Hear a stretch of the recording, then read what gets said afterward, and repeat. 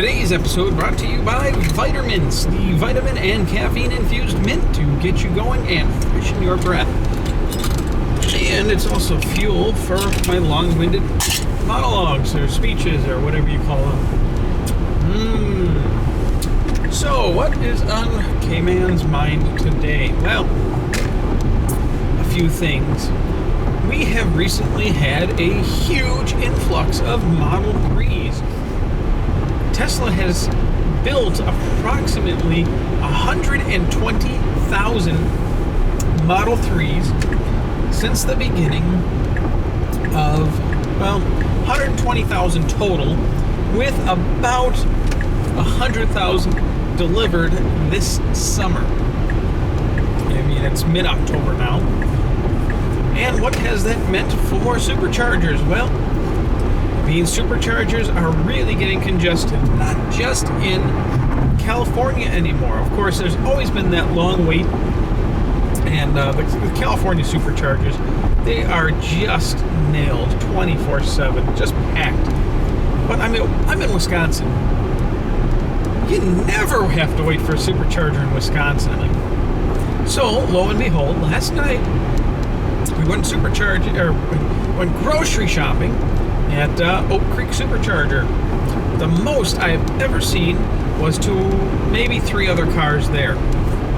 And that was like peak busy times. Well, lo and behold, I was car number 7 out of 10. Of course, I had to take a paired station, so slowed supercharging, 30 kilowatt. That was, that is something kind of new. I mean, the only other place I've ever had to wait was the East Town Mall in Madison, but there's only 3 stalls there, and which is why Tesla built an 8-stall station about a half mile away from there because they couldn't expand the East Town Mall one.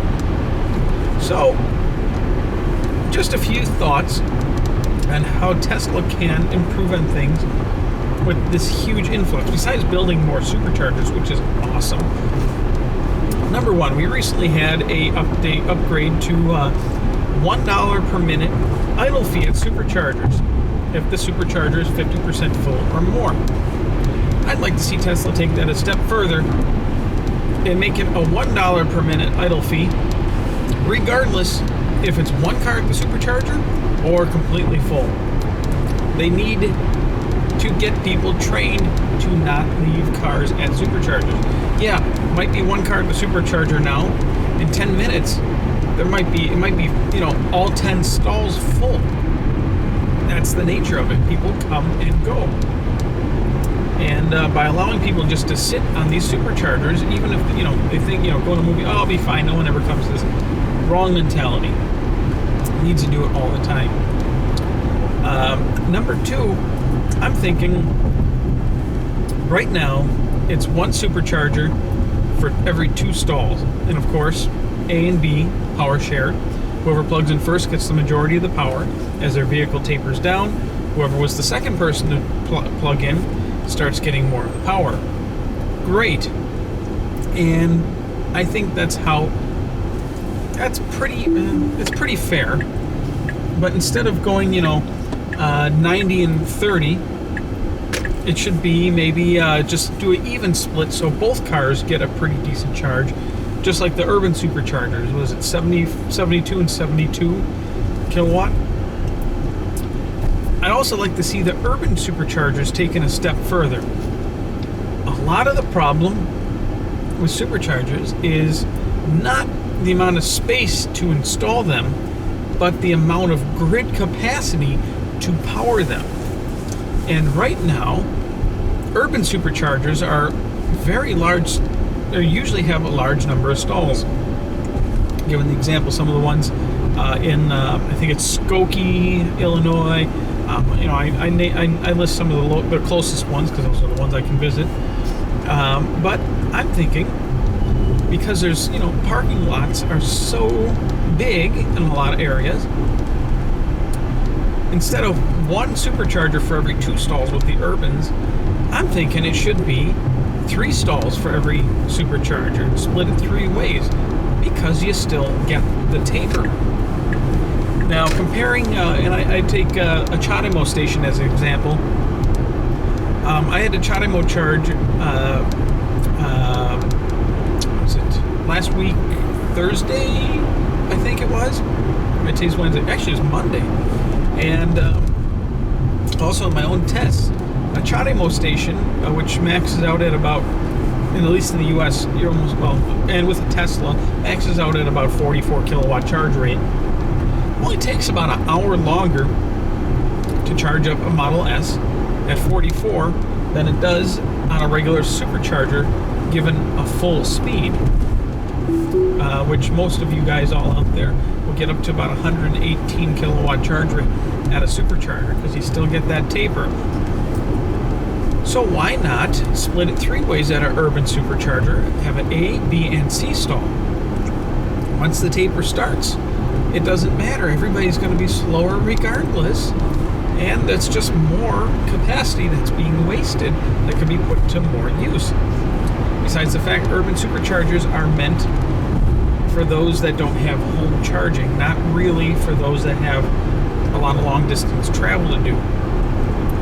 And they're also placed, again, at places where you're going to go shopping, dinner, you know, can easily kill an hour or two charging up your battery. An extra 15 or 20 minutes or 30 minutes at an urban supercharger is not that big of a deal when you can get 3, especially if you can get 3 cars charging instead of just 2. You can increase that capacity of that site by as much as 33% or a third. That's a lot of extra vehicles. And given how slow the, well, I shouldn't say slow, Tesla supercharger rollout's pretty fast, but they need to catch up with demand. There's a lot more demand right now for superchargers than there is supply, so they got to figure out something to do there. Let's see, rolling on. So I was kind of astounded by the number of vehicles at the supercharger the other night. You just don't see that. And given Tesla's record pace at rolling out the Model 3s, they got to try something. Because when you get a permit for a supercharger, you know, whether it's 2 stalls or 20 stalls, it's the same amount of work for that permit. And that's what slows a lot of the locations down, is permitting. And a lot of cities, this is something new, and they want to investigate and learn more about it before they just say, okay, go ahead. But once you got that permit, you know, okay, what's the difference between 2 stalls and 20 stalls or 40 stalls? There really isn't any. Except that it costs maybe a little more to actually build, but just a fraction of the cost to put in, you know. The majority of the supercharger cost is putting in the transformer and the initial cabinets, not running the stalls. I mean, the stalls are just dumb stalls. So that's just some thoughts I was having. It's kind of along the lines of the current generation of high-powered wall chargers. You can put, in the past, it had to be 1 wall charger for 1 breaker, so a 1-to-1. If you didn't have the capacity the utility capacity for 2 stalls, you couldn't do it. But that was on the original high-powered wall chargers. But now, you can have up to 4 HPWCs share a single breaker, and then it power shares. 1 car pulls in. Okay, say I got dual chargers in my Model S. Put autopilot back on there. I got dual chargers, so I can charge up to 80 amp on a 100 amp breaker. Great. So I'm charging away at 80 amp. Another car pulls up, plugs in. Just reduce my speed to 40 amp. They got 40, I got 40. Great. Another one pulls up, another one pulls up. So now we got 4 cars charging, 25 amps a car. But now we got 4 cars charging, whereas before we only might have been able to do 1. And if someone doesn't unplug right away, that's another stall, which comes back to you share add a 3rd stall per supercharging cabinet. If someone doesn't unplug when their car's done charging, that's not wasted capacity. Well, kind of is, but it's not as bad because somebody else can still suck down all those electrons. Not too shabby, hey? Oh, what else does K-Man want to talk about? Firmware 9. I am happy to say I am not currently on firmware 9 yet or at all. I've gotten to play around with it on a couple different cars now. Thank you, Reese, specifically, and as well as read as much as I can, and I just do not like it at all. Some of you out there are going to love it. Number one, if you don't have a autopilot 2 vehicle or 2.5 or whatever they're calling it now, you, number one, aren't going to really see too many benefits from the new firmware. Now, firmware version 9 is going to make a huge difference on how your autopilot and driver assistance features operate by giving you 360-degree, basically like a bird's eye view, showing the vehicles all the way around you on your center screen, or on your autopilot screen. That is one of the main big things. There are some driving enhancements for autopilot on autopilot 2.5-ish. If you're on autopilot 1, what will you get? You will get slightly better lane changing, and you will also get what was that, Reese? Reese, you said yes. It's the acceleration. If there's an object in front of you, it won't do as hard of an acceleration if there's already a vehicle in front of you. If you activate, cruise control or autopilot, it'll ease into it more, and it'll also start slowing down a little more smoothly if the vehicle in front of you is coming to a stop. That's more of a comfort thing than anything. Model 3 owners, go for that firmware 9. You have nothing to lose and everything to gain. Why? Because the design of firmware 9 is pretty much along the same lines of what you guys have always had. Now, autopilot 1, like I said, very limited improvements. Non-autopilot people, pretty much zero improvement at all. But what are we losing if you're driving a S or an X? Well, you are losing the option to have 2 apps open at the same time on your center screen. Yes, maps are always in the background, but not everybody runs maps all the time. I personally like having camera up, as well as maybe trip meter, browser, audio. You also cannot put your backup camera on the top of the screen anymore. It's only on the bottom. No option to change. You're losing a lot of functionality and a lot of ease of use. They tried condensing things. They moved your app launcher to the bottom. So now you can't just quick glance and reach over and touch. You actually have to look down, press an icon to get a launcher up, then select the app you want. And the app icons are even smaller. So now you're taking your eyes off the road for a longer period of time. Not really a good idea. I could see maybe in the future with full self-drive, but we don't have that yet. Even autopilot is not, even on autopilot on AP2 2.5 vehicles, it is an assistance feature. It is not hands off the wheel. It is pay attention. And the less you're looking at the road, the less you're paying attention. Personally, the design of V9 for the S and the X vehicles is a step backwards in UI design. The contrast is yet, once again, even worse.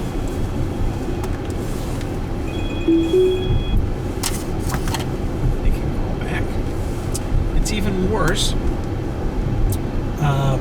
They've cluster F'd the whole thing up even more. Some people like it, but there's a vast majority of people that don't.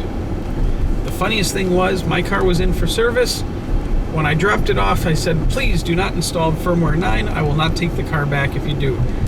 Oh, firmware 9's not even released yet. Great, nothing to worry about. Well, wouldn't you know, on my way home, I get an email from Tesla. Firmware 9 mass release. Oh, shit. So, of course, emailed, texted, called, call center. The service center was closed already. Made sure they knew I would not be accepting it back, and do not install firmware 9 we had a great chuckle about that when I went to pick up my car. And they said they don't blame me. They already had about 100 phone calls by that Monday from people asking to roll back firmware to firmware 8, which is, I'm sorry, not an option. Once you got it, you're stuck with it. Unless it bricks your vehicle and your vehicle just won't take it. I think Tesla, you guys really effed up the rollout of firmware 9 quite a bit. Do you guys want to know how Tesla got so many people to download firmware 9? Specifically, low attention span millennials out there. They did it because they added the Atari apps. It was the Atari apps. Oh, I gotta play Atari on my car screen. That's how they got so many people to download firmware 9. Gotta try it. Come on, it's an Atari game. I mean, I got my Atari sitting in the house yet. That's the biggest trick that they did. They did the same thing with Easter eggs and claiming a few features that actually never materialized when they upgraded to version 8 from 7. Once again, I do say 8 was a downgrade from 7 in terms of functionality and UI updates.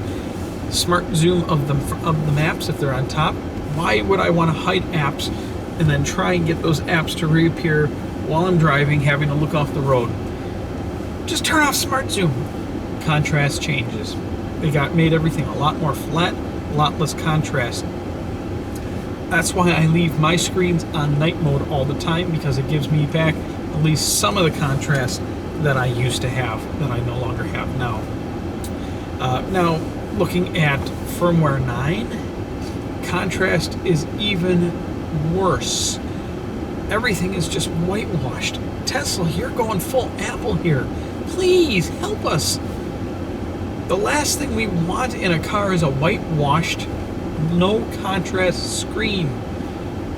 Yes, it might be clean looking, but when things blend in with the bright, wiggly world around us, that makes things worse. Eventually, when full self-drive is here, okay, I give you more leeway. But until then, when people still need to manually control their vehicle or pay attention to what's going on around them, this is just a big, major step backwards. As one person so thoughtfully put it, they hate firmware 9 with the hatred of the heat of 1,000 suns. And I gotta agree. So at least until I'm 100% forced to, I'm staying on firmware 8 as long as I can. So I've ranted enough about that. So how about that Tesla Semi? A few more orders out there. I can't wait. I'd love to get my hands on and go for a test drive in one of those and give one a try. So that pretty much covers it for today. What did we cover? Yeah, Model 3 release. Man, they're just turning them buggers out. Crazy. And man, beautiful looking car.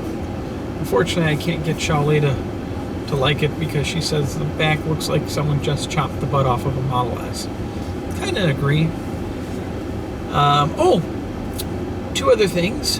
One, if anybody out there is selling a 2016 Model X or 2017 Model X that was purchased before January 15th, one that's grandfathered in for unlimited supercharging, I am looking to purchase a used Model X with the largest battery possible, preferably a 100 or a 90. Why? Which rolls into the next thing I wanted to say is, some of you might remember, me and Shaolei lost a baby last year. Well,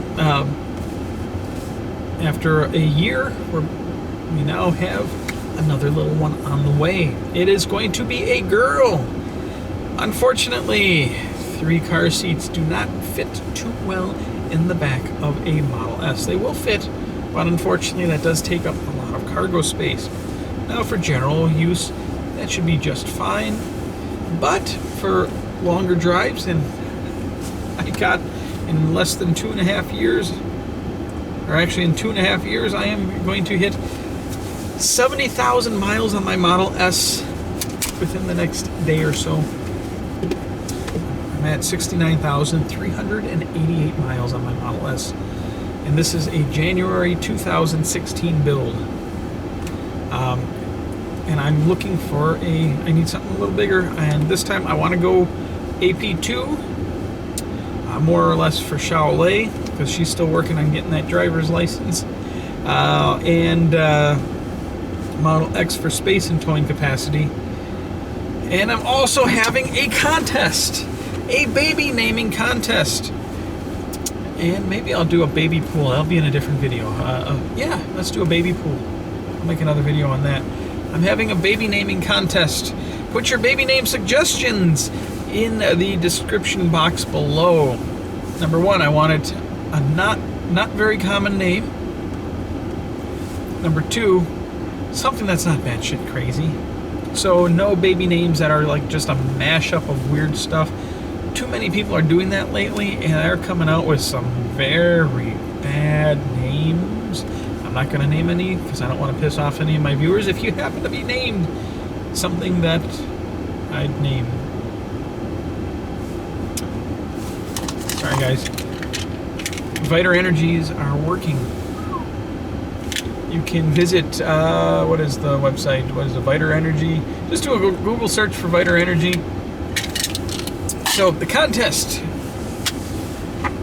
not very commonly known, Cayman now has an Airbnb rental available in Wisconsin and / the Midwest's largest tourist location, the Wisconsin Dells, in Wisconsin Dells, Wisconsin.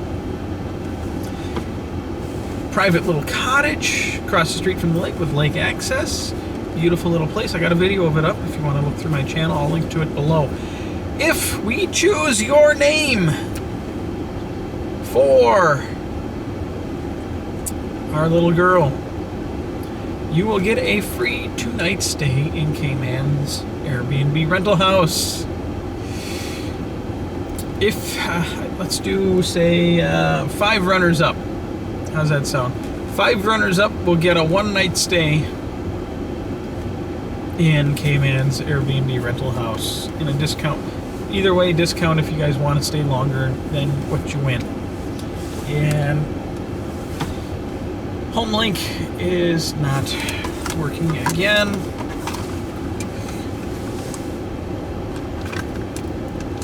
Neither is my door opener. No, battery in my garage door opener is dead, and home link's not working.